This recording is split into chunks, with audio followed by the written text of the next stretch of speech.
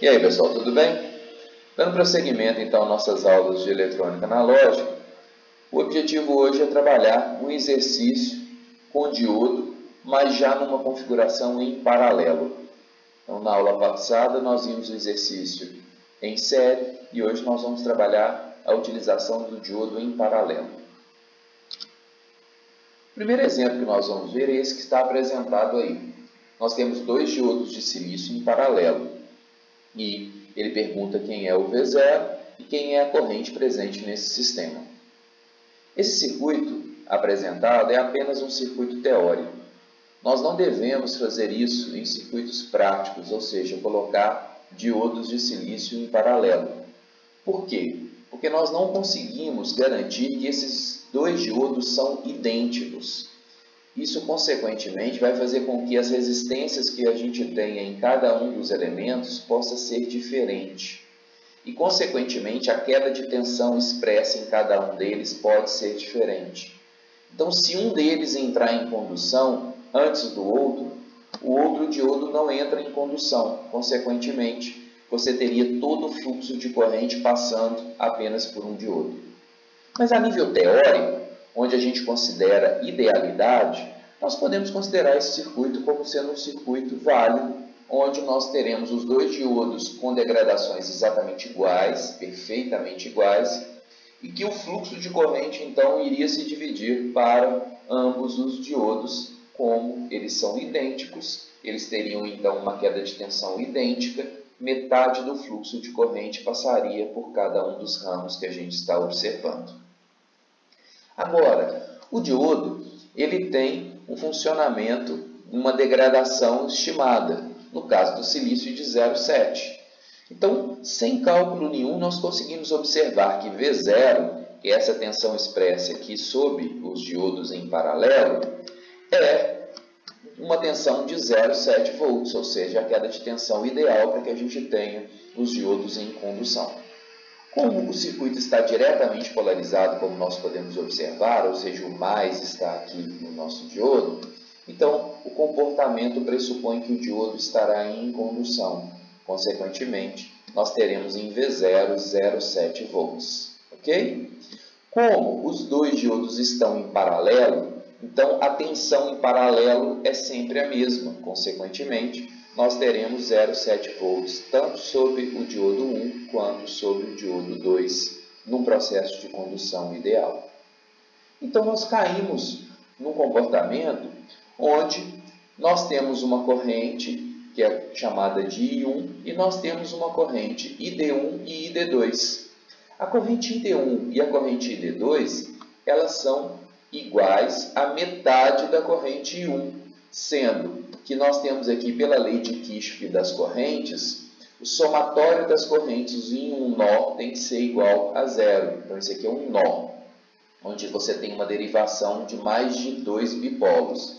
Então, você tem aqui dois bipolos, terceiro bipolo. Então, esse nó aqui pressupõe uma divisão de corrente.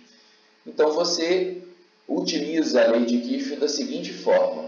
As correntes que entram são positivas, as correntes que saem são negativas.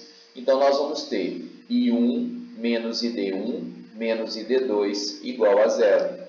Então, consequentemente, se você passar esses dois termos para o lado de cá, nós vamos determinar que a corrente I1 é dada por ID1 mais ID2.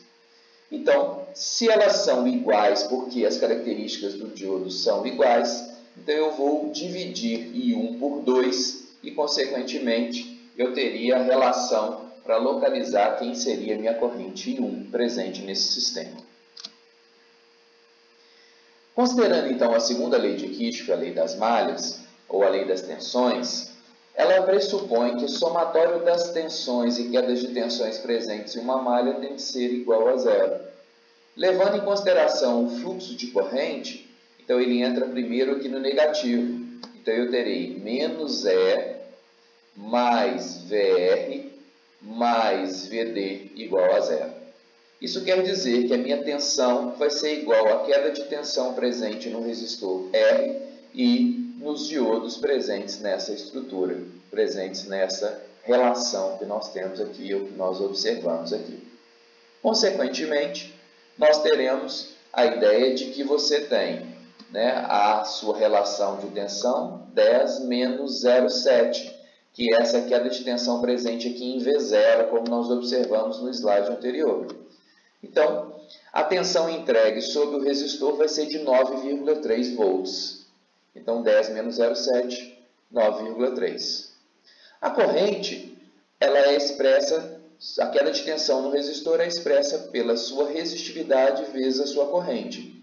Se nós queremos saber, então, quem é a sua corrente, é só a gente dividir a tensão pela resistência, como nós observamos aqui. Então, a corrente que passa sobre o resistor é dada por 9,3 dividido por 0,33K, ou 330 ohms. Isso dá uma corrente de 28,18 mA, onde milha é 10 a menos 3.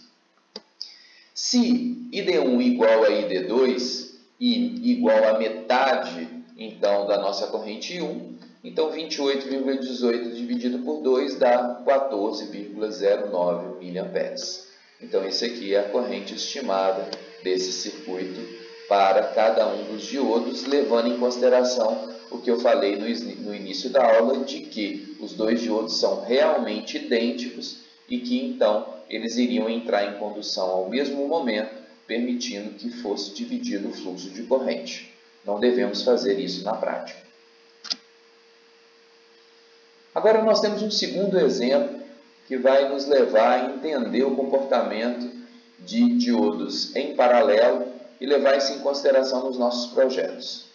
Então agora aqui nós temos uma fonte de 12 volts, ela vai ser dividida para dois diodos que estão em paralelo, sendo que nós temos desse lado um diodo de silício e desse lado um diodo LED, na cor especificada aqui como sendo verde.